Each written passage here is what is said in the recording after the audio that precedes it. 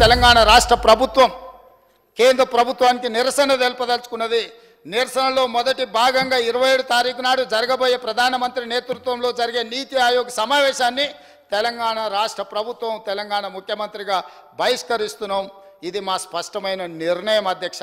ఈలోపు కేంద్ర ప్రభుత్వం ఆలోచన చేసుకొని సవరించిన బడ్జెట్లో అయినా తెలంగాణకు న్యాయం చేస్తామని, తెలంగాణకు బయ్యారం ఉక్కు కర్మాగారం ఇవ్వాలని, తెలంగాణకు రైల్వే కోచ్ ఫ్యాక్టరీ నిర్మించాలని, తెలంగాణకు ఐటీఐఆర్ కారిడార్ని తిరిగి పునరుద్ధరించాలని, పాలమూరు రంగారెడ్డి ఎత్తిపోతల ప్రాజెక్టుకు PMKSYలో అనుమతి ఇవ్వాలని, NTPC ద్వారా 4000 మెగావాట్ల ప్రాజెక్టు సంబంధించి బ్యాలెన్స్ 2400 మెగావాట్లు నిర్మించాలని, గిరిజన యూనివర్సిటీని పూర్తి స్థాయిలో ప్రారంభించాలని వీటన్నిటిని కూడా మేము డిమాండ్ చేస్తున్నాం.